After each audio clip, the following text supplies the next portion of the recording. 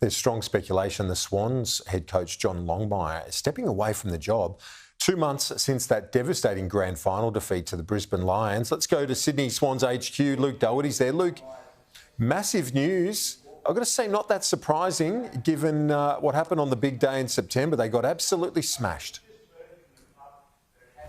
Yeah, indeed. And it's believed that period of contemplation post that grand final defeat, a heavy one to the Brisbane Lions and the Swans' fourth straight grand final defeat, just had Longmire thinking about what the future would hold and perhaps transition here at the Sydney Swans. So we can bring you some breaking news here on Sky News this hour that it has been confirmed. John Longmire, the Swans' longest-serving coach, 2012 Premiership coach, it has been confirmed that he has decided to step away, but not from the club completely. Now, he's going to step into a new role that they're calling Executive Director Club Performance. So he's going to be charged with directing world's best practice here at the Swans, identifying processes around that. So he's going to step down effective immediately, Kieran, but step into this new role. And it is official as well that Dean Cox, his long-time assistant, has been appointed the new Sydney Swans senior coach for the 2025 season on a period of a 4-year contract as well. So that transition happens immediately. But as for Longmire's tenure, what a tenure it has been. So he took over in 2011 from Paul Roos, and then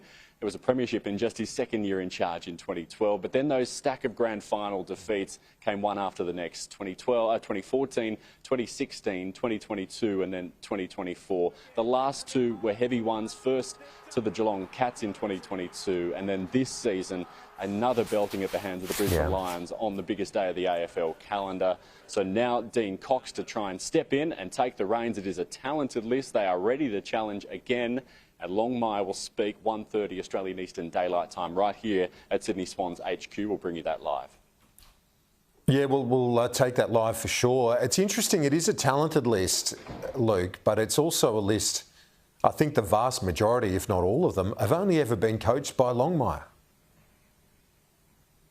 Yeah, indeed. I mean, he's been here for so long. His record just speaks for itself. 333 AFL games. Of all the AFL coaches to have coached at AFL, VFL level more than 150 times. And there's only 56 of them. He's got the 6th best winning percentage. He's like a father figure for this group, often stern with them when he needs to be, put an arm around them when he needs to be. This group, they have grown up with him either through the academy or coming into the draft as in their late teenage years. They've known nothing else except John Longmire, but thankfully for Dean Cox, who's been here a while as well, they've also known nothing else but Longmire and Dean Cox. And that transition will happen effective immediately. So they do have a familiar face. I think it would be more disruptive, especially at this point of the season where pre-season is already underway. This hasn't been made in the weeks after a grand final defeat when it usually would. This transition is going to happen during pre-season. They still have that familiar face of Dean Cox, who gets his first crack at being a senior coach in the AFL.